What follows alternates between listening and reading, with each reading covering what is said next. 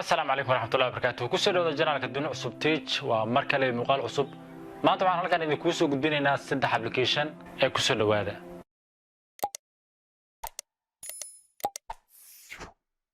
أكون رمان دون إننا إذا لو ذا إنه وأبليكيشن لو ما عابو دوبليكيت كونتاكتس. أبليكيشن كان يكوسو رجلنا أما بكوف وضينا هاي هدية تقابل جرت على اللمبرات إسكو بكرية أما بس دوبليكيت كرية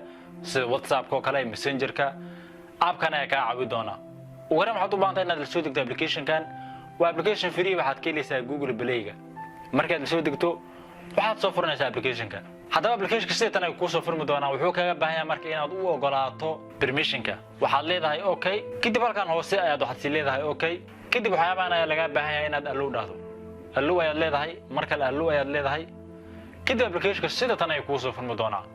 إسلام مركز أو كوس صفر أبليكيشن وحوكوسو صار دونا مركز أدو وقلاته برميشن كا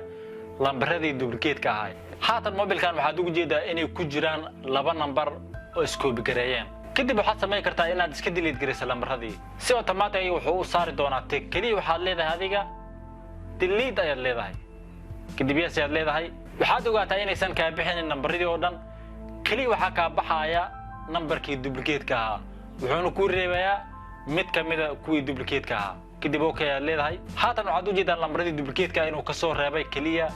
hal number ama lambaradii koobiga ahaa hal number ayuu ka soo reebay aapkan aad sidaas uga faa'iidi kartaa haddii aad la isqabi jirtay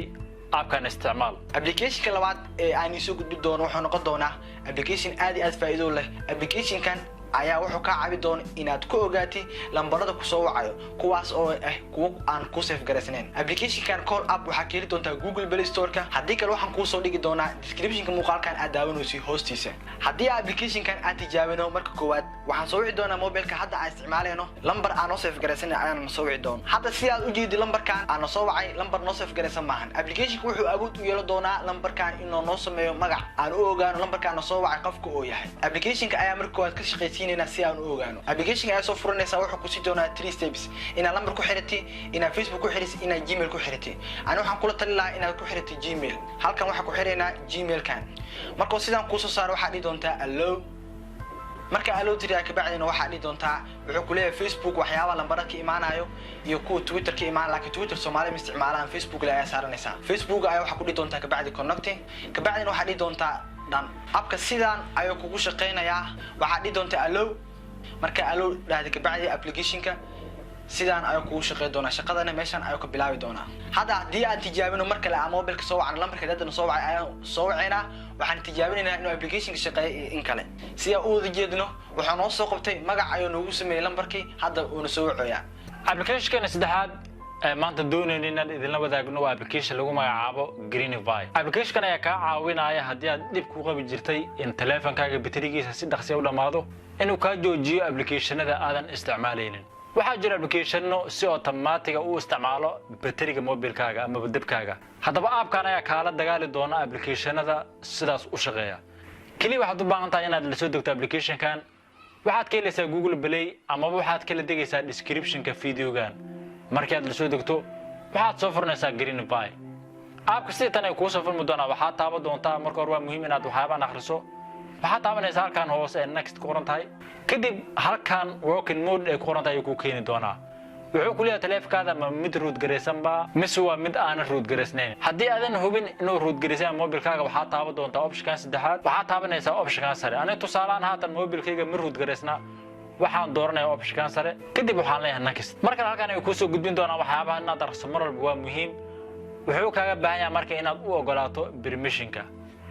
halkan ay qoran tahay grant permission ay taabanaysaa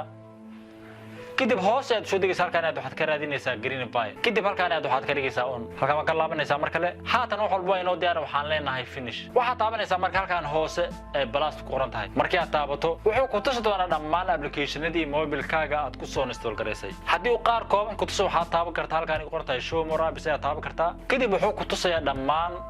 application-adii ku jira mobilkaaga haddaba application-ka aad ugu shakisan tahay ama aad isleedahay waa application-ka inta badan ka dhameeya baterigaaga ayaad korkiisa tagaysaa tusaale waxaan soo qaadanayaa Google Earth ayaan soo qaadanayaa kadib halkan tigda ay qoran tahay taabanaya haatan waxaad u jeedaa application-kan Google Earth inuu leeyahay background free